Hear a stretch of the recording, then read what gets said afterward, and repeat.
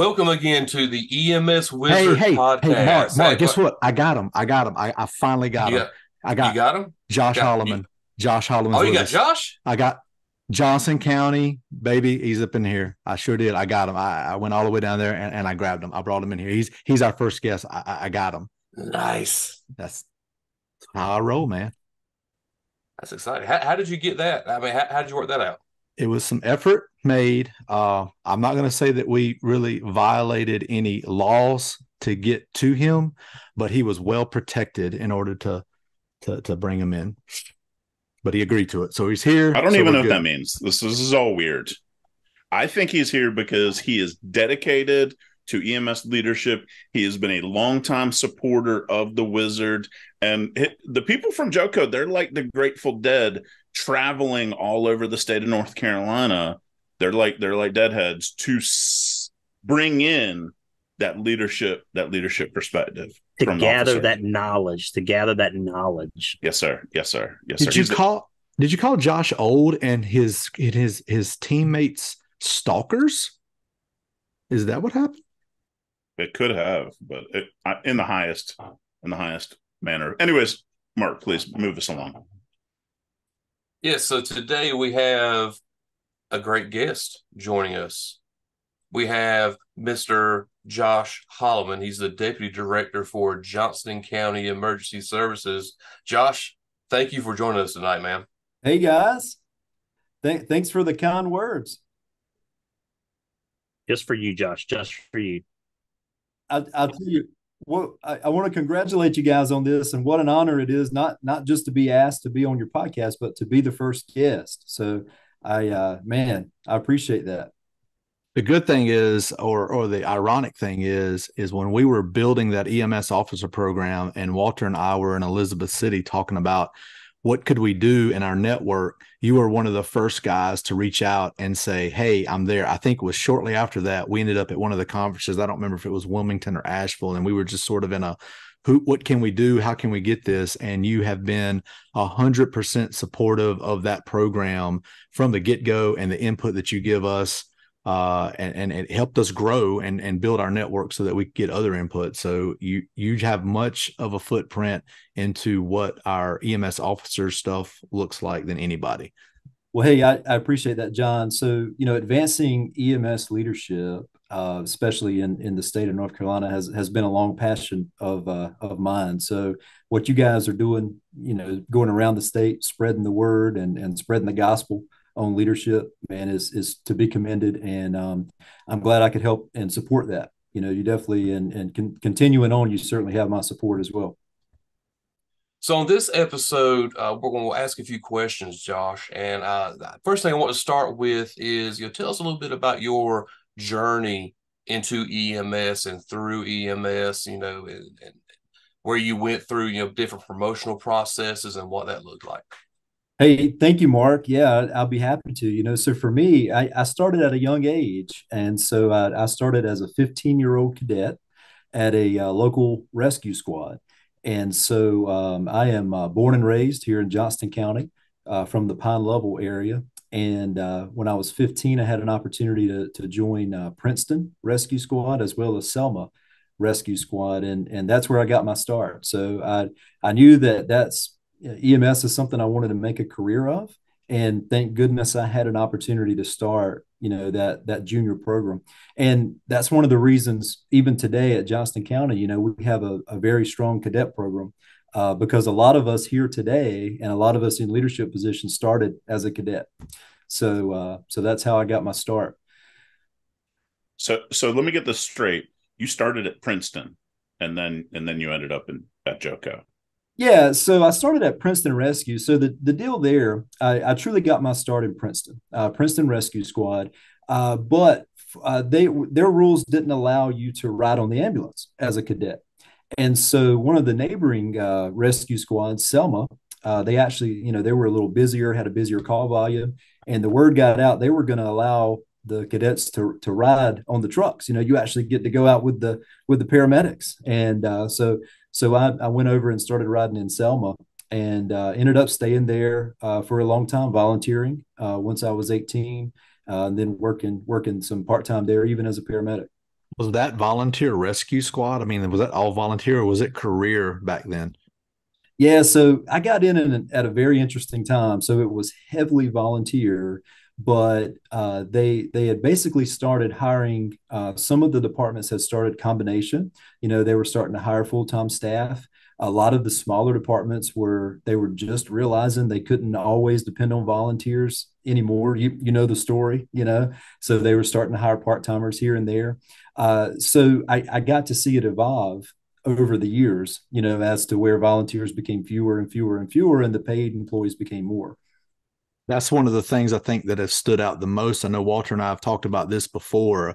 We see it in the education side a lot, where the folks that are coming into the industry nowadays, they didn't experience volunteerism, so they don't know. To get into the EMS industry today, you're starting off with a credential, where these other places maybe send you for your education and stuff. So there's a little bit of that rescue squad that really helped evolve EMS providers when they were out there. And so that, you'd basically go join these rescue squads, and you learn all the history and traditions that were there. And by the time you took EMT, you had a little bit of background. And I don't know that we see that as much. Walter, what do you see out there on your end? So no, I like Josh started out as a junior volunteer when I was 15 as well. Josh, did you have any family that was in EMS at all? That's the funny thing. I didn't. I Did didn't. not. So no. So my dad was a deputy with the sheriff's department, and I saw enough of that to know that I didn't want to be in law enforcement. He was great at it and was a great dad, but I knew I didn't want to do that. And then I had an uncle who was a volunteer firefighter, but that's as close as any family was to the business. Gotcha. So my grandfather actually got me started because he actually came on in Pasquotank County with the volunteer rescue squad probably about 6 months after they started the initial meeting of the rescue squad. And they were all, volunteer at first, and then he went on to become a paid employee. And I think that students today miss that part of volunteerism that really helped them. And I'm not going to say that they come in just because it's a job and because it's money, but it is a job and it is money. But they don't realize I'll say the sweat that we had without any money, and sometimes without air conditioner when we were volunteers out there. And most of the agencies, like you said, they don't let you ride unless you have a credential now. So it's very hard to be able to get some of that experience other than the 48 hours as an EMT level. Whereas, as a junior rescue squad member, I rode an ambulance 2 years before I could even get certified, just like you probably did. You rode on that ambulance and were able to go with them on calls and see how things were and come back and take care of the ambulance and go, take a stretcher in and those manual lift stretchers that we had, because we didn't have any automatic stretchers. So yeah, no, I think that's a missing component that I don't know that we'll ever get back, unfortunately. But it's just one of those things that happen.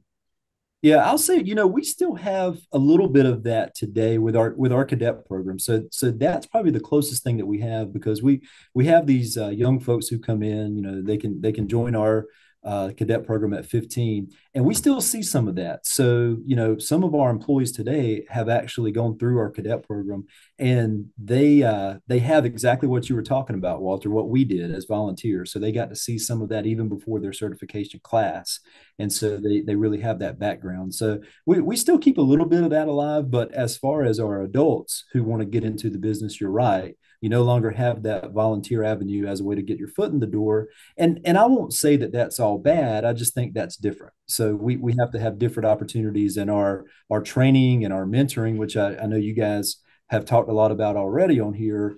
That has to accommodate the fact that some folks are getting on the truck and they're brand new. Brand spanking new. Terry?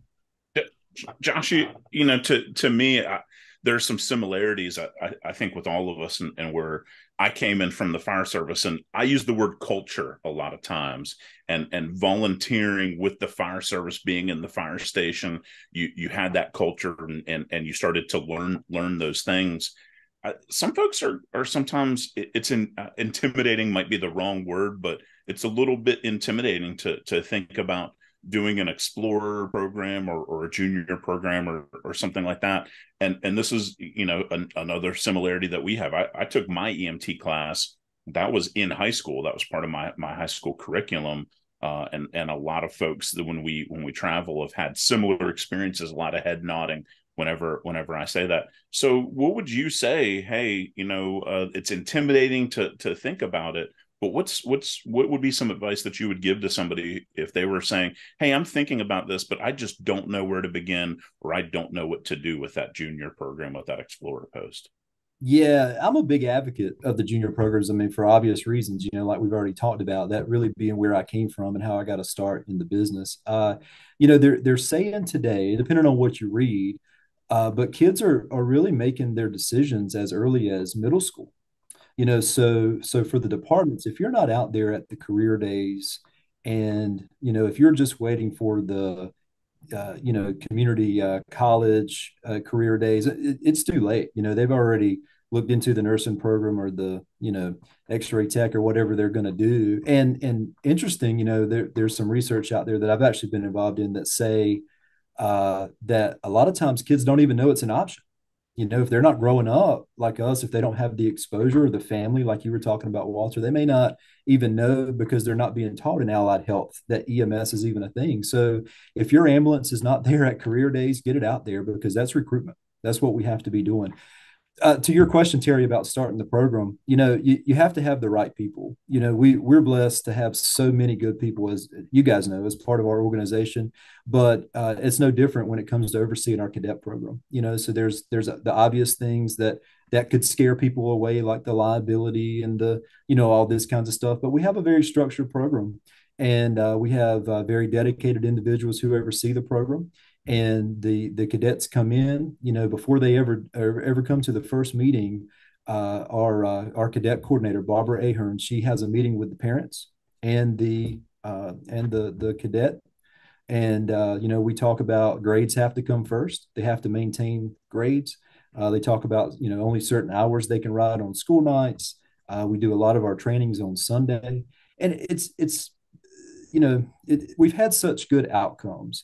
For the EMTs that we have, they say, hey, I went to EMT school, and it was kind of like a review from the cadet academies, so they were very prepared.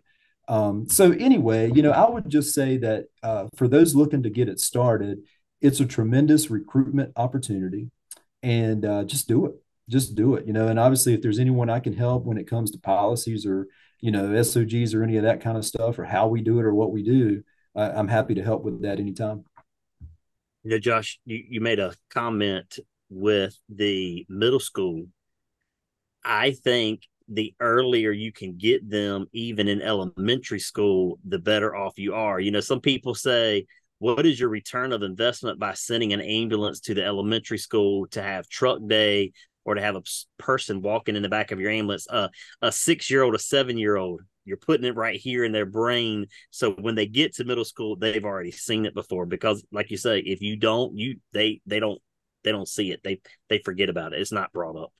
That, or you dress up like a dolphin and run around the infield. You sure do. That's exactly what you do. You do what you got to do to be able to keep people entertained. Mark's got some pretty good story. I remember him telling me about the tradition that's in EMS, but I did want to tag on that. Why I got an EMS? This is where we're all a little similar, but this is where we're different.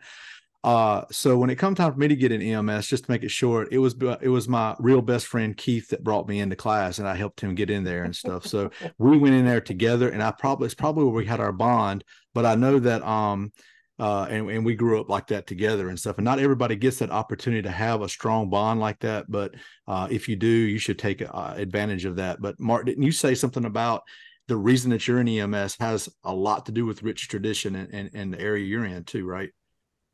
Yeah, it actually goes back a couple of generations for me. My grandfather was my grandfather was a volunteer firefighter, and he was a fire chief for a period of time. My father has actually been a fire chief for 39, maybe almost 40 years now.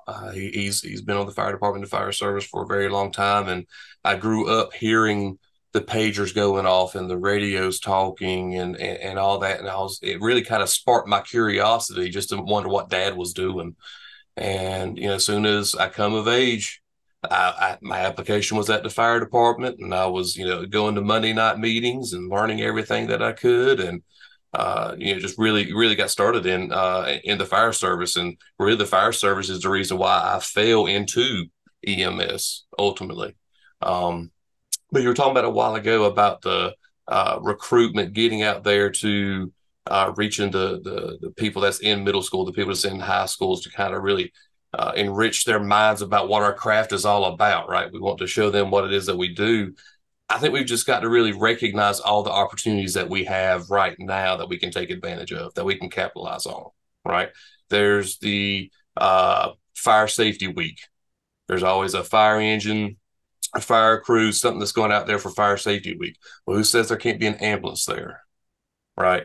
Whenever we go around teaching CPR at our high schools, or no, excuse me, whenever we go around teaching CPR at all of our elementary schools, it's 8th grade that they actually do CPR training before they graduate.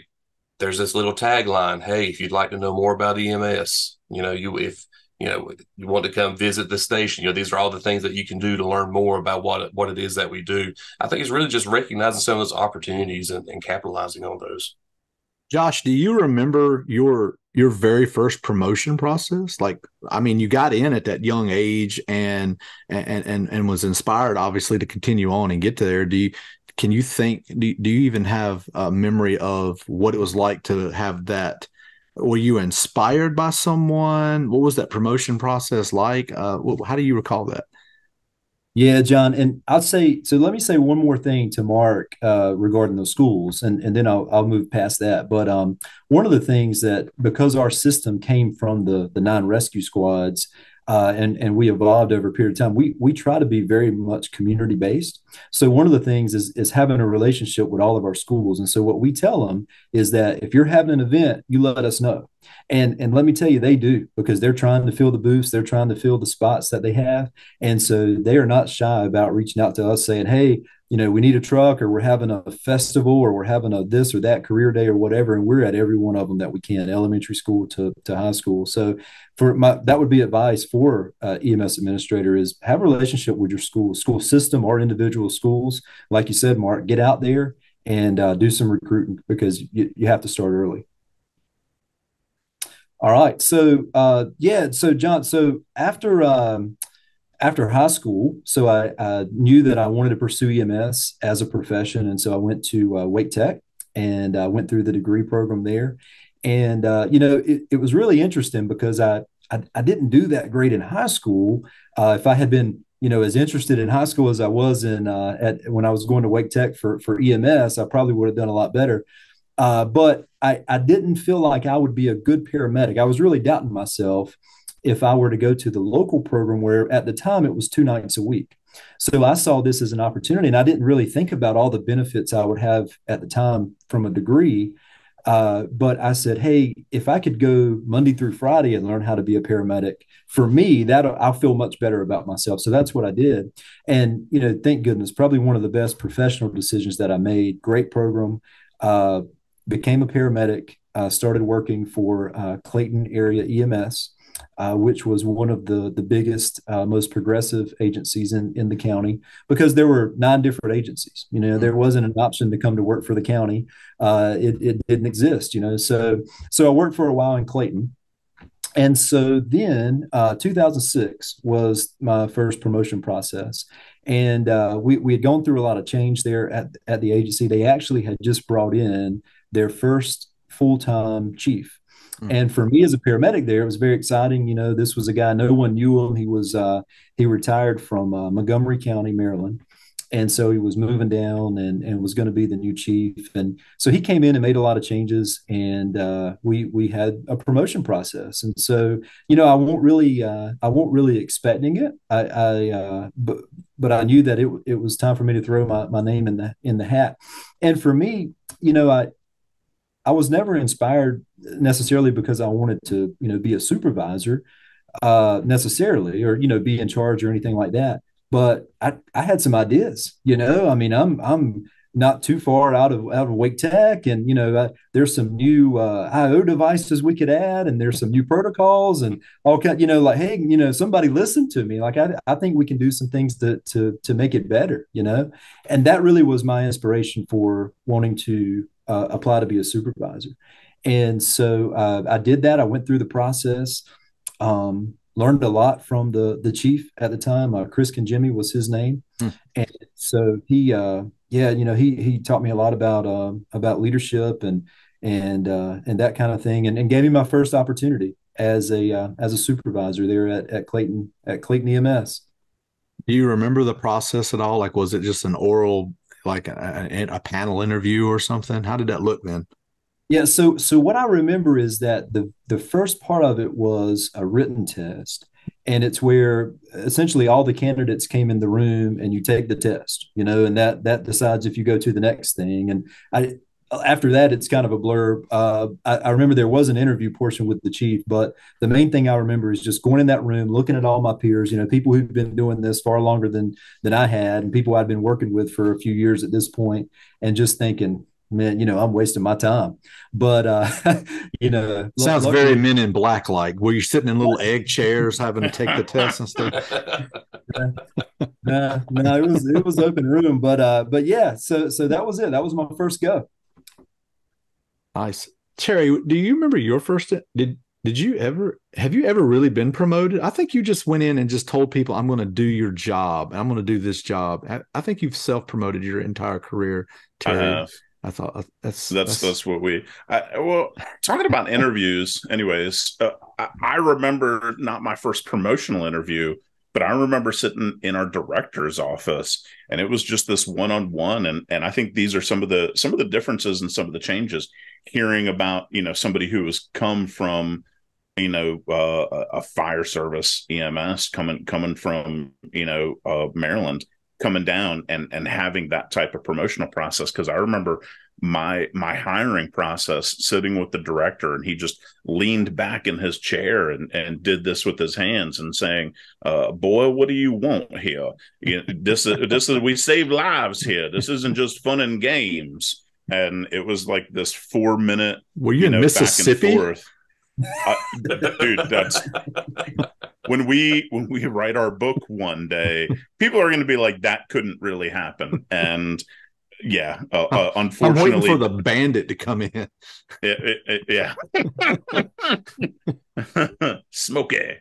So yeah. But I mean, those promotional processes, I think one of the common things, like what Josh is saying, I remember sitting in front of a panel and in the first promotional process that I went through, and I was not successful in that first one. It was like Susan Lucci. It took a couple before I finally got that promotion.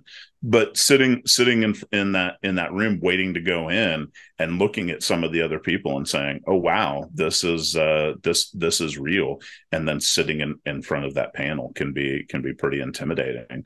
But that's where I would say, where we've talked before about some of those interview things. How about you, Mark Casey?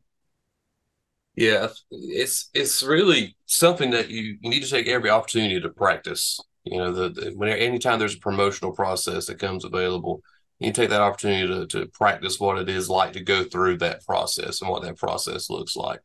I know, in rural EMS agencies, I don't think it doesn't seem like opportunities present themselves very often to promote. Right? Usually, someone has to retire. Maybe someone has to pass away before there is an opportunity for you to throw your hat into the ring. And then you've got to ask yourself that question: am I prepared to throw my hat into the ring? Have I done everything that I can do to prepare myself for that promotion? Right? Yeah. There's a right. Thank you, John. Yes. Right. Yes. Right. Mark likes to say right because, as he likes to tell, he is right. So he's verifying that. Right. Yeah, it's some sort of self-verification thing. Right. Yeah. Right. Yeah. Right. Right. Right. Mm-hmm. All right. All right. So, hey, go ahead, Josh. I would just add, I think that's a great point because we had over the last few years, we've had a lot of conversation in our department here about that, because you're even in a large department, once we have the spots filled, I mean, you hope that those positions don't come open very often. So it's very important that you're preparing yourself for when it does. And we went through a phase where we were kind of having the discussion of, are we really encouraging our employees to go out and find the credentials and find the classes that to prepare them for promotion, as opposed to wanting to be promoted and then send them to get whatever it is. And we went back to, look, here's a series of classes, and you guys bringing the officer classes in is a great example. Go out, have that initiative, and show us that you're motivated to go on your own and learn these things and prepare yourself for when that opening does come up. Yeah. Is Walter with us? Walter is with y'all still. Oh, I thought he magically became. Walter's not with us because I haven't heard him. I can be, but I'm not right now. I'm still with y'all. Do you remember your first promotion or any of those? I mean, or it's so long ago. Like I am not that old, but yes, I can. So I can actually remember being promoted to an officer position on the rescue squad and being voted on by your peers for one of those positions. So when you're on the rescue squad and so you didn't have to feed the horses anymore. You got to ride in the buggy now. Yeah, that's right. Exactly. Sit up on the front seat, the shovel down. So and that was a sergeant position, and you were like, oh my god, sergeant position. What am I going to do? So that was kind of my first volunteer promotion. When you're voted by your peers. The second, the first true job promotion that I actually had was a training officer. And, just as Josh said a while ago, they did not prepare their employees for those positions. So I almost got the position, not by default. I still had to apply. I still had to go through an interview process, but I was probably one of the few qualified people at that point in time for a training officer position, because they wanted an instructor. They wanted somebody who had done training. They wanted somebody who had done teaching before. And I had those instructor credentials to be able to do so. But, it wasn't a process. It was hey, this job is open. Here is the requirements for it. Complete your application, send in a resume, and then we'll do an interview. And then a 30-minute interview with some few questions. And then a few days later, hey, we're going to promote you to this position. That, changed from the last time that I applied for a position. So it was much different. And then, even when I left, it was a big different on promotional process and what we did for that. So, a lot of things had changed in that, I'm say 15 years, a lot of things had really changed differently. I think they changed for the good. I think everybody's changing for the good. Just like Terry, I can remember those days when you went to the director's office and you sat down and had that conversation, and you either got the job or didn't get a job. So Josh, I got a question for Josh, and this is talking about these changes and hearing from all y'all. And so Josh, if you could go back to 1998, if you could go back to the future and you had a conversation with 1998 you, and it's 2023 you. So here you are, 25 years of wisdom and things. What's one thing, and I don't know if the statute of limitations is up, so don't incriminate yourself, but what's one thing that you would say for, hey Josh, you should do this, or hey Josh, don't do this, or take this opportunity, or think about this? What would be one thing if you had your back to the future moment that you would do? Take notes. Take notes, because one day you're going to sell it as a book and it's going to be a bestseller, but nobody's going to believe it, especially when you get into the training and then leadership. Write this stuff down. That would be my one thing. Everything else I wouldn't change. It's funny. Have I got time to tell a story? Yeah, tell the story, man. I think it goes with that. So, it's funny, Terry, because when I was at Clayton, great experiences in Clayton. As I mentioned, they were at the time, well, it still is our busiest station, but they were the busiest department, busiest station, busiest trucks. So that's one of the big reasons I wanted to work there. Got a tremendous amount of experience. But it was my first lesson at, you're placed where you're placed for a reason, and that things happen for a reason, because I never had any idea that I would go into training or teaching anything. I never had a desire to do that.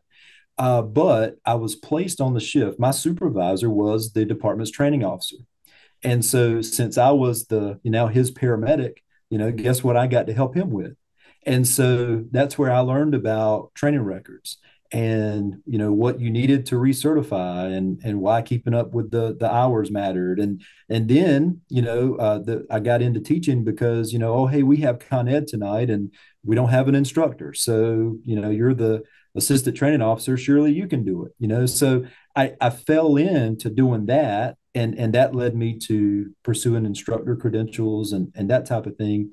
And then in 2008, when Johnston County got into the EMS business, they did it because they were consolidating 2 of those rescue squads, and they were going to start the county system, and they were going to hire 38 EMTs and paramedics.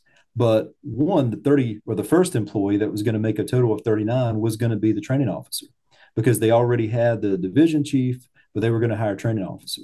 And so I didn't realize it all those years at Clayton, but it was preparing me to be ready for that role as training officer. And that's how I got started at the county. So I went through the process, and in 2008 came on board with the county as the first training officer. And so looking back, it's really interesting where all of that stuff, never wanting to teach, but I did it. And then never wanting to pursue instructor credentials, but I did it. And then I learned so much from it. And then I could say, even, after training officer, becoming division chief, my time in training, my time teaching classes and standing in front of peers and talking, all of that prepared me for what I would do next, so it's really interesting looking back. And all of that sounds like things that should go in our book. The book that Walter and I are going to write, that we might let Terry say some things, but if we let him run amok with it, I'm afraid that no one will buy that book, but Walter will help me write a book. Nobody's buying a book that Keith is writing, because that book is dead. Keith is doing the preface. Hey, I got one last question before we end this episode tonight. You said tonight. Okay. I got one last question before we end this episode. Is it for me? Two questions. No, who's this it for? John. Has Keith watched our podcast? And when is Keith becoming a guest?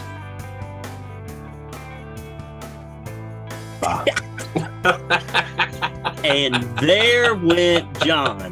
John's done. John is done. John is now done.